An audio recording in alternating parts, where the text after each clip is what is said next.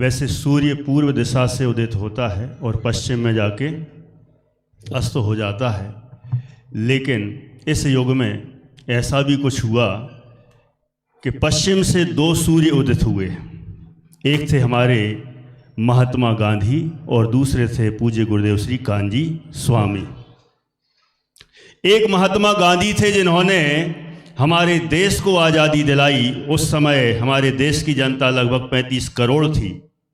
और एक थे कान्जी स्वामी जिन्होंने भारत देश को ही नहीं, जन जन को ही नहीं, संपूर्ण कण कण को स्वतंत्रता दिलाने का आह्वान किया। ऐसे हमारे आध्यात्मिक सत्पुरुष पूज्य गुरुदेव श्री कान्जी स्वामी, जिनका जीवन हमने अभी 4 दिन तक देखने का प्रयास किया है।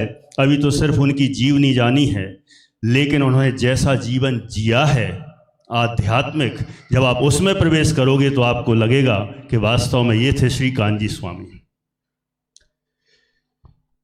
ऐसे कान्जी स्वामी जी की हमने अभी चर्चा सुन ली।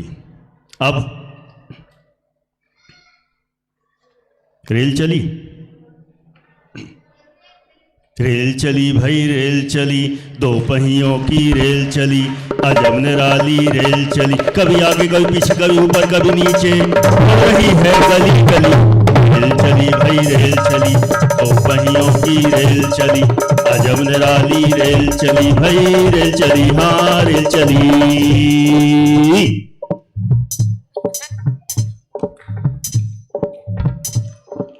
ये पता किसके लिए सुनाई?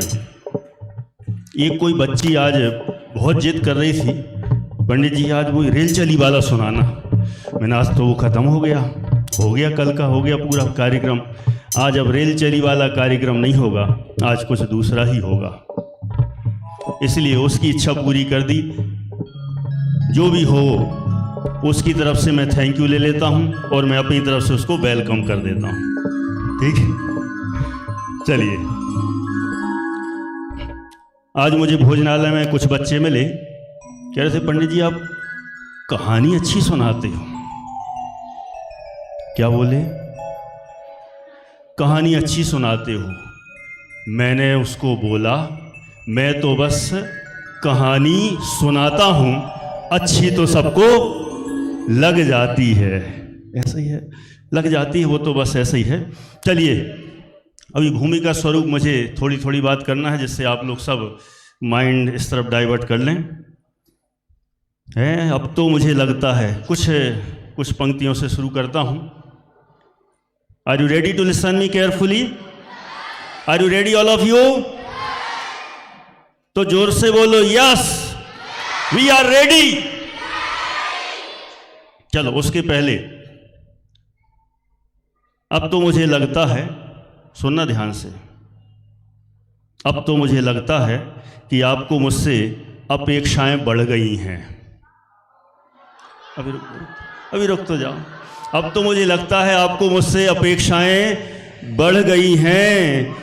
कहानी से पहले शेर व शायरी सुनने की आदत पड़ गई है।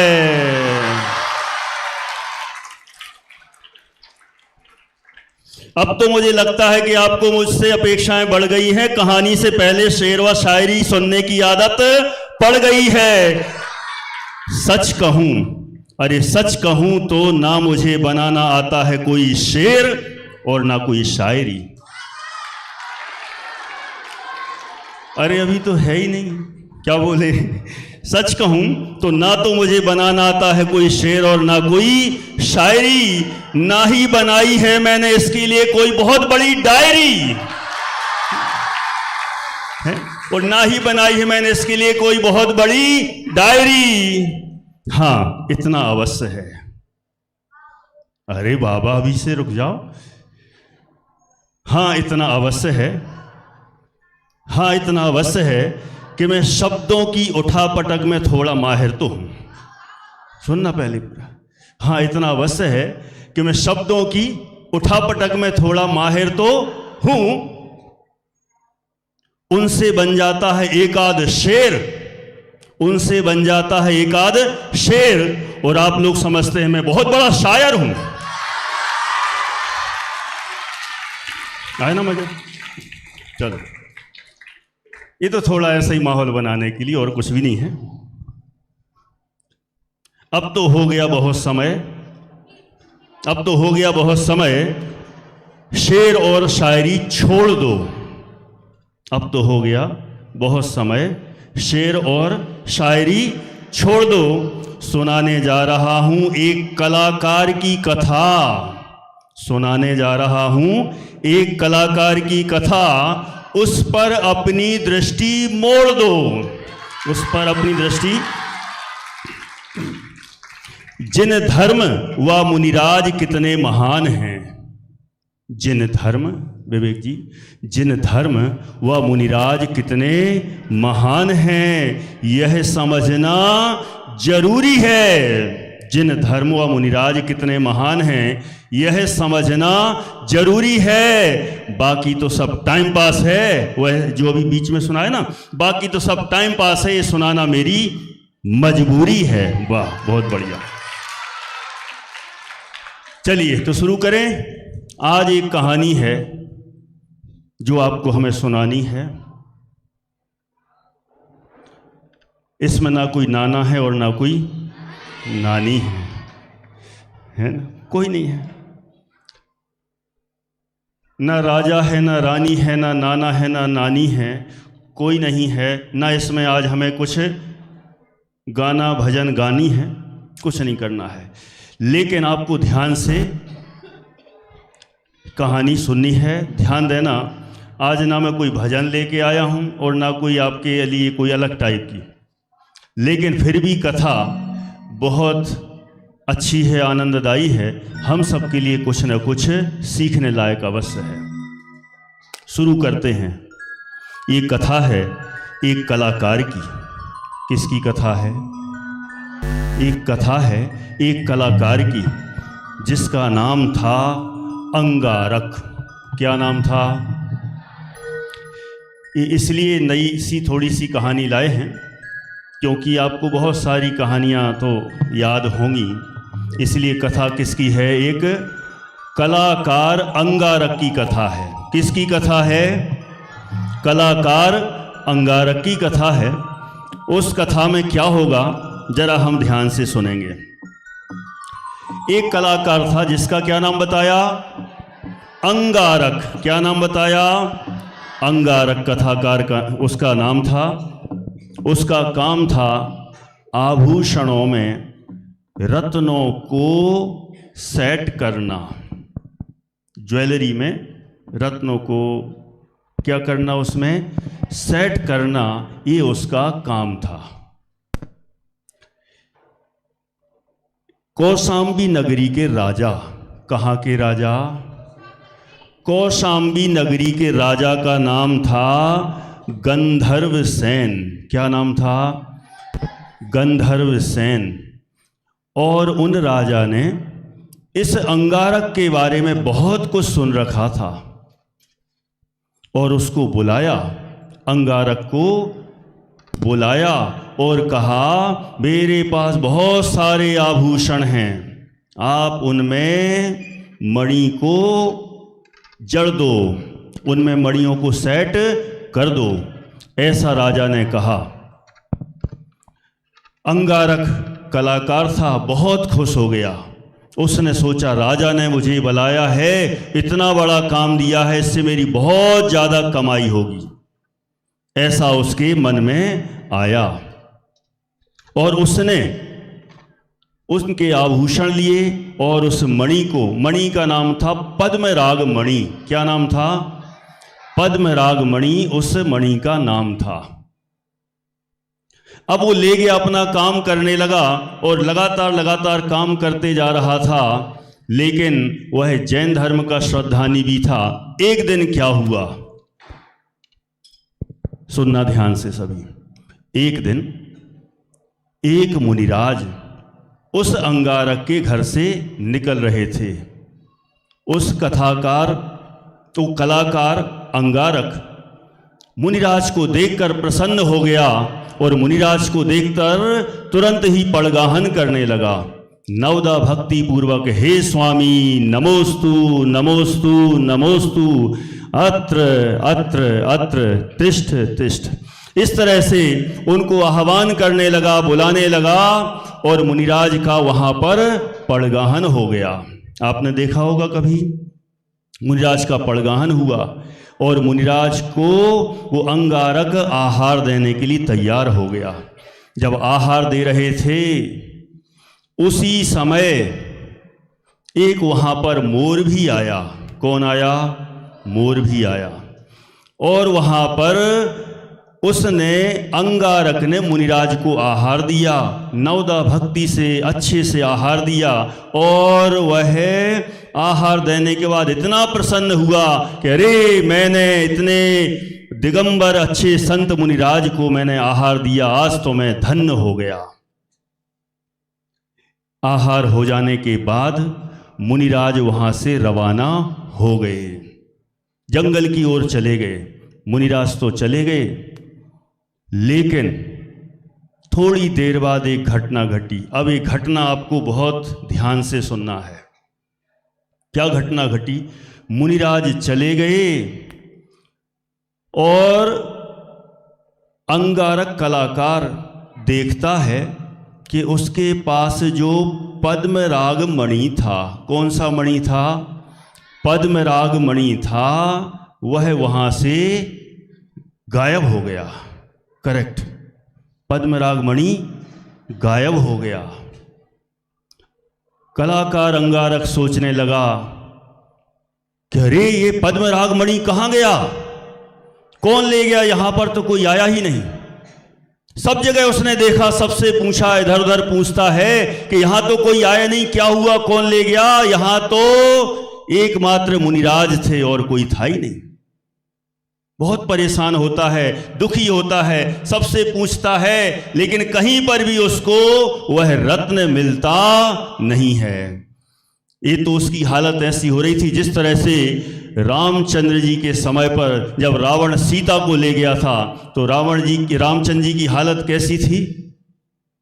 जा जाके सबसे पूछते थे, पशुओं से पूछते थे, पक्षियों से पूछते थे, वृक्षों से पूछते थे कि अरे, मेरी सीता कहाँ गई? इसी तरह से अंगारक भी सबसे पूछता है कि अरे, मेरा पद्मराग मणि कहाँ चला गया? ढूंढता है, देखता रहा, लेकिन उसको कहीं पद्मराग मणि नहीं मिला। उसको लगा यहां कोई आया नहीं। देखो, सुनना ध्यान से, उसको शंका हुई, और शंका ही नहीं संजय साहब, शक हुआ। किस पर? किस पर? मुनिराज के ऊपर।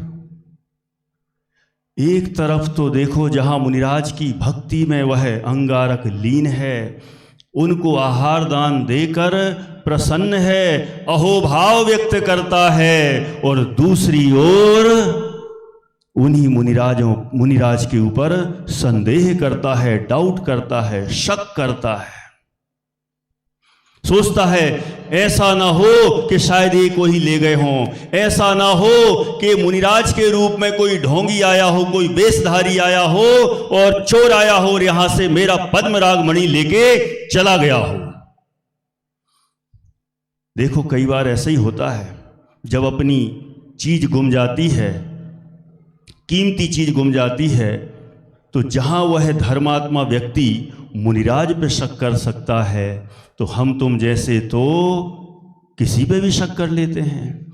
हमारे घर में कोई सामग्री गुम जाए और हमें पता चले कि हमारे घर में कौन आया था, कौन कौन आया था, हमारे वो रिश्तेदार आए थे कि वो रिश्तेदार आए थे कि वो बर्तन वाली बाई आई थी, कौन आया था, कौन आया था, काउंटिंग करो, इस पर शक, उस पर शक, उस पर शक, किसी पर भी शक करता है। यहां तक तो ठीक, वो तो मुनिराज पे शक करता है और सोचता है कि शायद मुनिराज ही ले गए होंगे, और तो कोई यहां आया नहीं, तो लगता है कि एक ही व्यक्ति था और कोई था नहीं। तो अब वो सोचता है कि अब तो मैं उनको पकड़ के रखूंगा, शायद उन्होंने ही चोरी की है।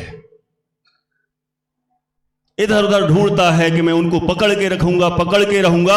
और जब वह इधर उधर भागता है और जब मुनिराज के पास जाता है तो वहाँ मुनिराज के पास जाकर देखता है तो वे तो शांत मुद्रा में, वीतराग मुद्रा में, आत्म ध्यान में मुनिराज लीन हैं, वृक्ष के नीचे बैठे हुए हैं। वह जाके बोलता है कि अरे पाखंडी। किससे बोलता है? मुनिराज से। ऐसे शब्द मुनिराज के लिए शोभा देते हैं।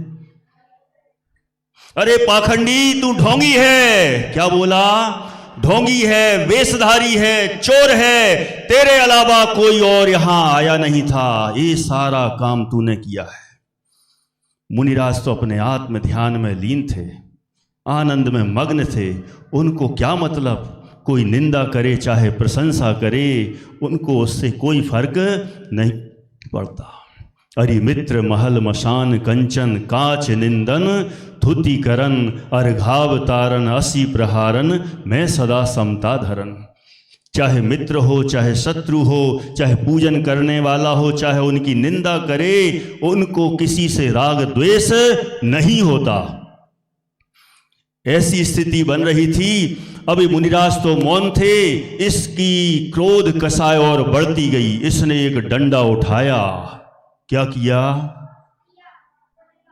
डंडा उठाया। किसने? मुनिराज ने। वो अंगारक ने। किसने? अंगारक ने डंडा उठाया और उसने कहा अभी भी बता दे, समय है, तू मौन बैठा हुआ है, मैं छोड़ूंगा नहीं। मुनिराज तो अपने आत्म ध्यान में लीन थे और उसने डंडा उठाया और ऐसा करके मारने को ही तैयार हुआ और ऐसा मार ही रहा था। उतने में उसी वृक्ष की डाल पर एक मोर लटक रहा था। कौन बैठा हुआ था? मोर। और वह डंडा मोर के कंठ में पड़ा ऊपर, और कंठ में पड़ा और उसके मुख से वह मणि रत्न नीचे जाके गिरा। जब वह रत्न देखता है तुरंत ही आंखों में उसके आंसू आ जाते हैं। मैंने क्या किया? किस पर शक किया? मैं तो महापापी हूं। ऐसे नग्न दिगंबर मुनिराज पे मैंने शक किया कि उन्होंने चोरी कर ली होगी। ऐसे वीतराग संत के ऊपर शक किया। कितने महान होते हैं मुनिराज। पूजन की थी अपन ने आज। हो अर्ध निशा का सन्नाटा, वन में वनचारी चरते हो, तब शांत निराकुल मानस तुम तत्वों का चिंतन करते हो। करते तप शैल नदी तट पर, तरुतल वर्षा की झड़ियों में, समतारस पान किया करते, सुख दुख दोनों की घड़ियों में। इतने महान होते हैं नग्न दिगंबर मुनिराज, और मैंने उन पर शक किया, उन पर संदेह किया, उन पर शंका की। उसको इतना पछतावा होने लगा कि अरे मैंने महान पाप किया है, अब मैं इस पाप का प्रायश्चित कैसे करूं। ये तो हमारा पद्मराग मणि मोर के कंठ में लगा हुआ था और ये सब कैसे हो गया। रो रहा था, बिलक रहा था, मुनिराज से क्षमा मांग रहा था। क्षमा मांगते मांगते इतने में ही थोड़ी देर बाद मुनिराज ने दृष्टि खोली, और जब दृष्टि खोली तो उन्होंने कहा क्या हुआ। तो कहने लगा हे मुनिराज, मैंने आपके ऊपर संदेह किया और ये डंडा लेकर आपको मारने आया था। मैं इतना बड़ा पापी हूं, मुझे आपके ऊपर संदेह हुआ था। मुनिराज ने कहा कोई बात नहीं, सद्धर्म वृद्धि रस्तु। हमारे ऊपर कोई डंडा मारने आए तो क्या करेंगे? पापी अस्तु, कसाई अस्तु, क्या कहेंगे? छोड़ूंगा नहीं, ईंट का बदला पत्थर से लूंगा। अंदर कितनी कसाई भड़केगी वो हम ही समझते हैं, लेकिन मुनिराज के अंदर समता भाव, शांत भाव निरंतर टपक रहा था, और उन्होंने उसको सद्धर्म वृद्धि रस्तु का आशीर्वाद दिया।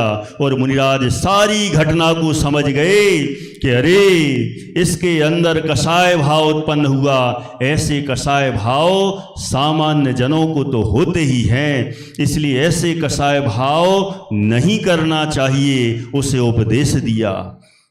तुरंत ही उसने कहा हे मुनिराज, अब मैं ऐसे संसार में नहीं रहना चाहता, ऐसे कसायों के बीच में नहीं रहना चाहता, ऐसे पद्मराग मणि जैसी चीज़ों के मैं माया जाल में फंसने वाला नहीं हूँ, मुझे कुछ पैसे कमाना नहीं है, अब तो मुझे नग्न दिगंबर दीक्षा प्रदान कीजिए।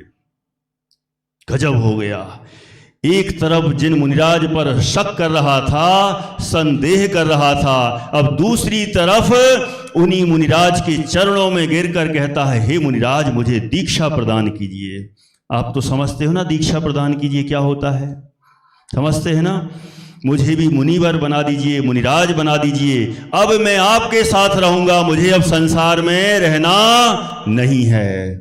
मुनिराज ने कहा, अरे तुम्हारा अब कल्याण निकट है, अब ऐसा करो कि तुम्हारे पास ये जो पद्मराग मणि है, ये जाके राजा को वापस लौटा कर आ जाओ। तुरंत गया और राजा को लौटाने जाता है। राजा कहता है, क्या हुआ, काम क्यों नहीं करते? उसने कहा, अब मेरा ये काम नहीं है। अरे वाला अंतिम काम तो कर दो मेरा, तुम्हारे अलावा इस दुनिया में इतना अच्छा काम करने वाला कोई नहीं है, इसलिए तुम्हें ये काम करना ही चाहिए। अंगारक ने कहा, अभी तक मैंने जड़ आभूषणों में रत्नों को पिरोया है। कौन से आभूषणों में? जड़ आभूषण, जड़ मतलब समझ गए ना, पूजन में चल रहा था। पुद्गल के आभूषणों में रत्नों को सेट किया है, पिरोया है। अब मैं ऐसी भूल करने वाला नहीं हूं, अब तो मैं चेतन आत्मा में रत्नत्रय रूपी रत्न को पिरोने जा रहा हूं, अब मैं यहां पर रहने वाला नहीं हूं। ऐसा उस अंगारक ने कहा और राजा देखते ही रह गया और अंगारक वहां से निकल जाता है और उन मुनिराज के पास जाकर दीक्षा ले लेता है। दीक्षा लेता है और अगले ही दिन वे दोनों मुनिराज, एक अंगारक मुनिराज और एक दूसरे मुनिराज जिनसे दीक्षा ली थी, उन मुनिराज का नाम भी शास्त्र में लिखा है ज्ञान सागर मुनिराज। ये ज्ञान सागर पहले के, उस समय के ज्ञान सागर मुनिराज से दीक्षा ली वो और अंगारक मुनिराज जब दोनों ही उसी गांव के निकट आते हैं आहार लेने के लिए, तो सब पूछते हैं कि अरे ये तो अंगारक कलाकार था, नग्न दिगंबर मुनिराज कैसे बन गया? तो इसकी संपूर्ण घटना उन ज्ञान सागर मुनिराज ने सबके बीच में सुनाई कि इसके पहले बुद्धि में कलंक लग गया था और इसको बाद में पछतावा हुआ, और जिन धर्म की महिमा आई और जिन धर्म की महिमा आई तो इसने अपने आत्मा को रत्नत्रय रूपी मणियों से अब जड़ दिया है, अपने आत्मा में रत्नत्रय को रत्नत्रय से सजा दिया है। अब यह मेरे साथ इसी मार्ग पर चलेगा और शीघ्रता से इस भव को, संसार को पार करते हुए मोक्ष को प्राप्त करेगा। ऐसा उन्होंने मुनिराज ने संदेश दिया। देखो, आपको इस कहानी से, आज छोटी सी ही कहानी थी, मुझे तो इसमें ये देखना है, ये जानना है, समझना है। देखो मूल बात क्या है, जब प्रतिकूलता आती है तो प्रतिकूलता में हम अपने आप पर कंट्रोल नहीं कर पाते। मुनिराज जैसों पर संदेह करने लग जाते हैं, अंगारक जैसे। हम भी, हमारे अंदर के परिणाम भी इस तरह के खोटे हो जाते हैं, लेकिन जैन धर्म ही सत्य है, वहाँ कहीं संदेह करने की आवश्यकता नहीं है। ऐसे मुनिराजों पर संदेह करने की आवश्यकता नहीं है। वस्तु स्वरूप जो हमारी जिनवाणी में बताया गया है उस पर संदेह करने की आवश्यकता नहीं है। हम तो जो हमें जिनवाणी सुनने पढ़ने मिल रही है उस पर भरोसा करें और जैन धर्म को स्वीकार करें, कहीं संदेह की आवश्यकता नहीं होनी चाहिए।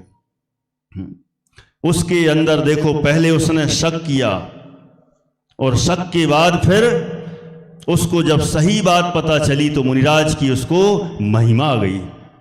है। हमें तो पहले से ही पता है कि मुनिराज इस तरह का कार्य नहीं कर सकते, इसलिए ऐसे नग्न दिगंबर मुनिराजों के ही हमें भक्त बनना चाहिए।